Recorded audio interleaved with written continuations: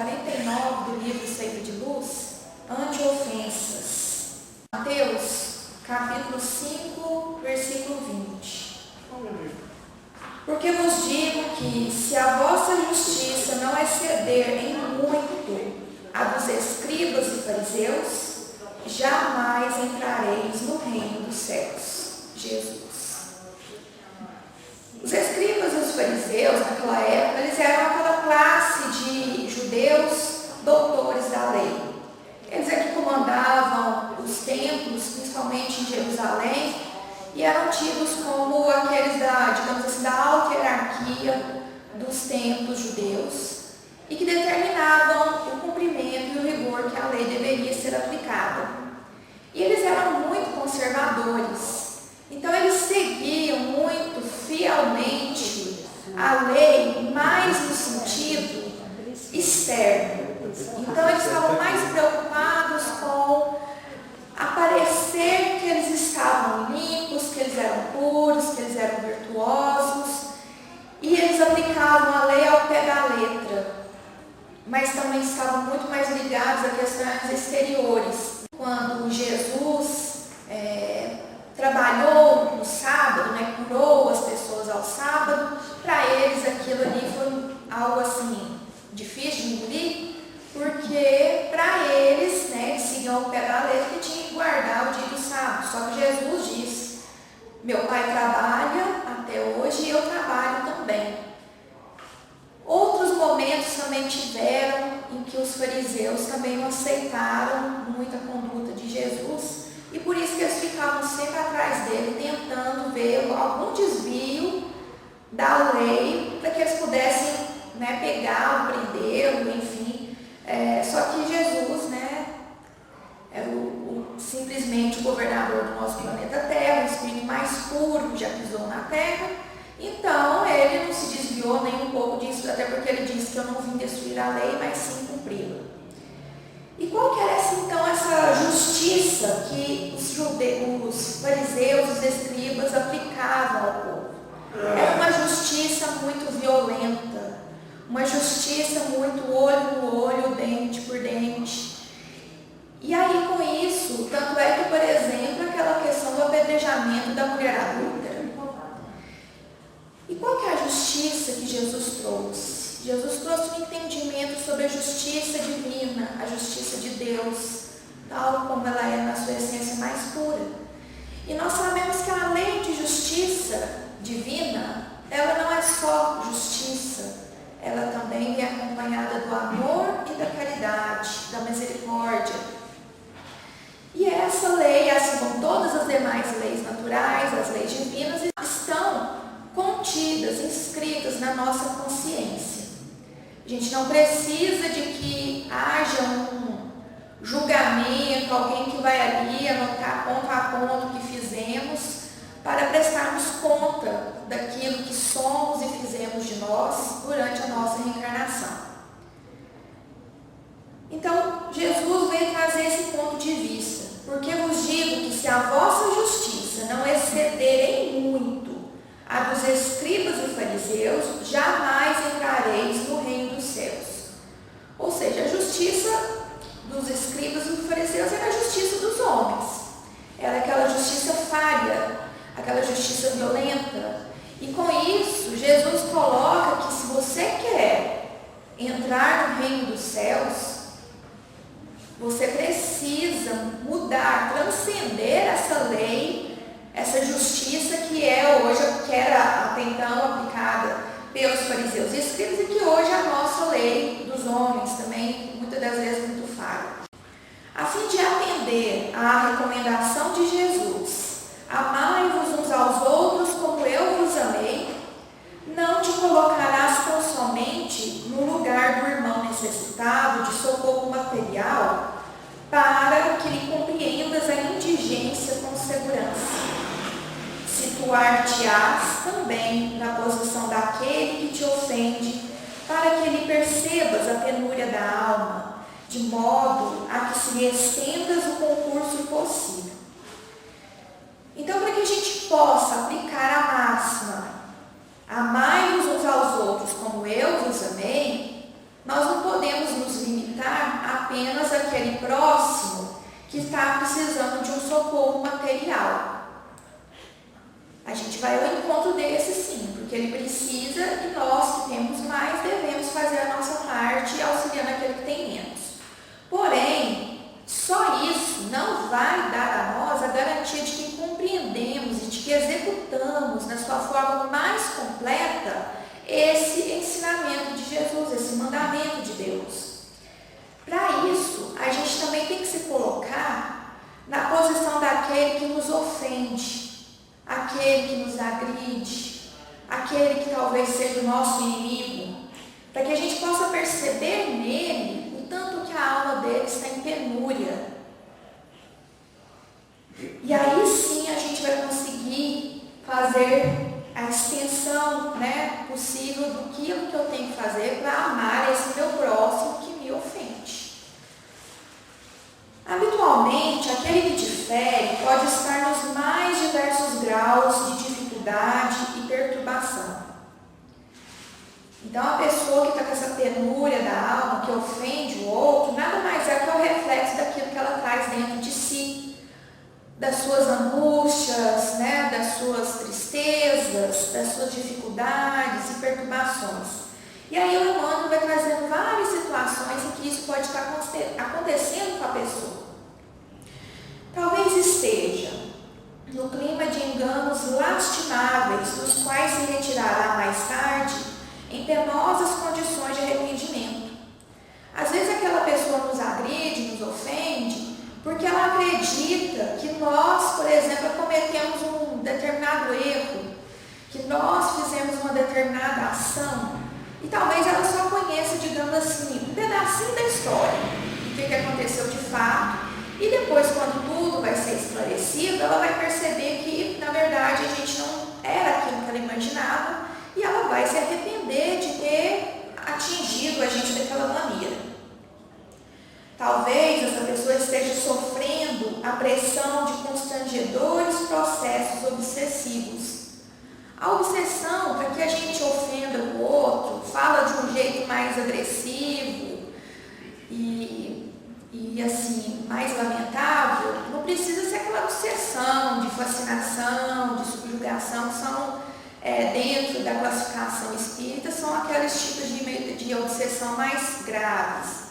A obsessão simples, que todos nós estamos sujeitos todos os dias, caso não vigiemos e oremos o tempo todo, a gente também está sujeito a essas pequenas sugestões, essas pequenas intuiçõezinhas que vão chegando, e aí a gente vê alguém e não vai com a cara daquela pessoa, aí a gente alimenta aquilo, e a gente não tenta entender por que eu estou agindo daquela forma, e quando é fé, a pessoa fala de um jeito pra gente, a gente acha que aquilo já está nos ofendendo e damos o revide. Então a pessoa que ofende pode estar num processo obsessivo. A pessoa também que nos ofende pode ser aquela que está carregando moléstias ocultas.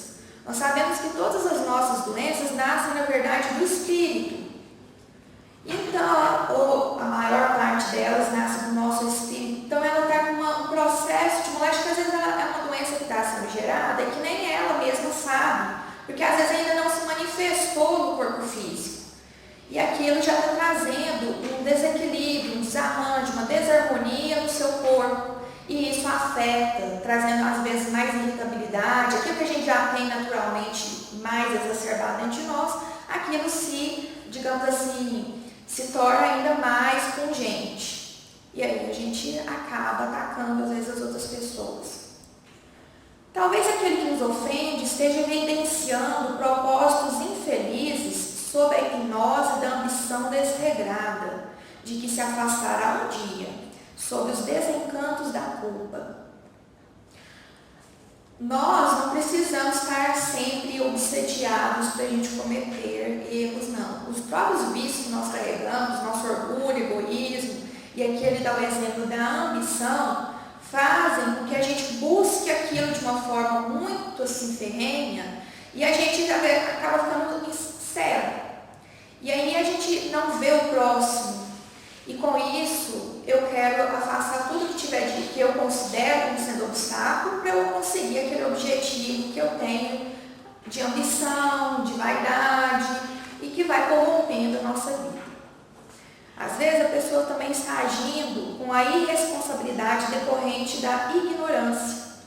A pessoa não sabe muito bem sobre um determinado assunto e ela acha que aquilo que você está falando às vezes está errado e ela vai lá e quer te ofender assim, de uma maneira talvez tentando te corrigir porque ela não concorda com aquilo que você fala, mas sem conhecimento sobre aquele assunto. Então, muito cuidado aí, por exemplo, nas redes sociais, quando a gente vai interagir com outras pessoas que publicam, às vezes, uma determinada fala que a gente não concorda, sem conhecer, às vezes, profundamente aquele assunto e a gente acaba ofendendo o outro com a nossa palavra mal colocada. Às vezes, essa pessoa que nos ofende esteja satisfazendo as compulsões da loucura ou procedendo sem autocrítica em aflitivo momento de provação. Quando a gente está em provação, quando a gente está no desespero, quando a gente está na angústia, na aflição enorme, a gente não tem muito discernimento. A gente foca só dentro de nós, na nossa dor, e a gente acaba esquecendo de olhar o outro com um olhar mais sensível. E por isso a gente acaba não fazendo a nossa autocrítica e acabamos atacando o outro. Por isso mesmo, exortou-nos Jesus a amar os inimigos e a orar pelos que nos perseguem e caluniam. Isso porque somos inconsequentes toda vez que passamos recibo a insultos e provocações com os quais nada temos que ver. Às vezes a pessoa acordou só com um dia mau e ela acaba descontando na gente aquele mal que está dentro dela, nos ofende uma coisa que não tinha nada a ver com a gente. Então, por isso que a gente deve fazer esse exercício. É muito difícil, né, dar a outra face, quando alguém te bater numa face e você der a outra. É muito difícil, às vezes, a gente fazer isso, porque nós também temos as nossas próprias limitações. Mas aqui eu convido para que a gente se esforce nesse sentido. Uma maneira que a gente tem para nos auxiliar nesse processo é a oração. Vamos orar mais por nós e pelos nossos inimigos, para aqueles que nos caluniam, perseguem e nos ofendem.